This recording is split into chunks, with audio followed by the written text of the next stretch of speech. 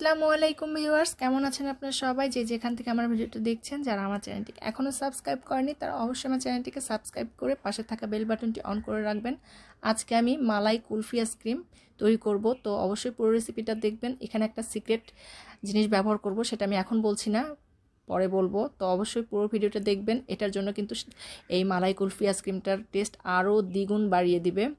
তো মালাই কুলফি আইসক্রিম তৈরি করতে এখানে কিন্তু অবশ্যই আপনাকে চিনি দিয়ে আপনাকে ক্যারামেল করে নিতে হবে। আর এখানে আমি গাভীর দুধ 1 কেজি নিয়েছি, আর গুঁড়ো দুধ নিয়েছি 4-5 চামচ, আর সামান্য একটু চিনি দিয়ে দিলাম।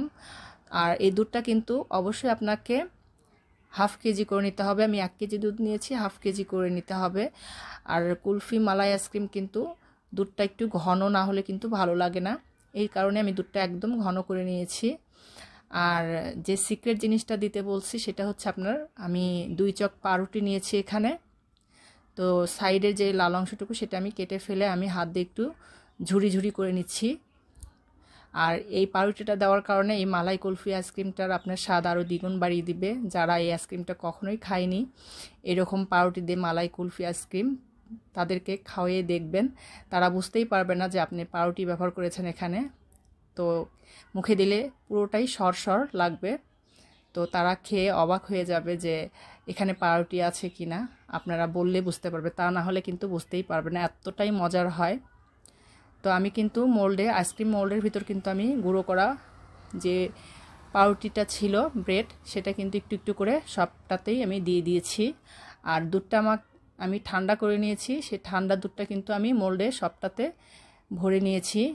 একটু ফাঁকা করে রেখেছি যেন সহজেই উঠে আসে, পুরোটা কিন্তু ভরে দেওয়া যাবে না। আর আমি একটা ফয়েল পেপার দিয়ে এটা মুড়ে নিচ্ছি, কারণ আমার আজকে এই আইসক্রিমের যে আপনার কাঠিটা সেটা কিন্তু একটাও খুঁজে পাচ্ছি না আজকে। তো আমার আগের কিছু কাঠি ছিল, সেই কাঠিগুলো আজকে কাজে লাগছে, তো সেই কাঠিগুলো আমি আজকে এখানে দিয়ে দিয়েছি। তো আইসক্রিমটা কিন্তু আপনার ফ্রিজে, ডিপ ফ্রিজে আপনাকে 12 ঘন্টা অবশ্যই রাখতে হবে জমাট বাঁধার জন্য। তো 12 ঘন্টার বেশি রাখলে আরও ভালো। তো এরকম 12 ঘন্টা 13 ঘন্টা পর আমার আইসক্রিমটা এরকম জমে গেছে। তো আমি একটা বাটিতে এরকম পানি দিয়ে একটু সামান্য রাখবো, তাহলে কিন্তু আপনার মোল্ড থেকে, আইসক্রিমের মোল্ড থেকে খুব সহজেই কিন্তু বের করা যায়। তো দেখতেই পাচ্ছেন একদম খুবই সহজে কিন্তু আইসক্রিমটাও উঠে এসছে। আর উপরে দেখতেই তো পাচ্ছেন পুরোটাই মনে হচ্ছে সর, মুখে দিলেও মনে হবে অমৃত, এতটাই মজার হয়।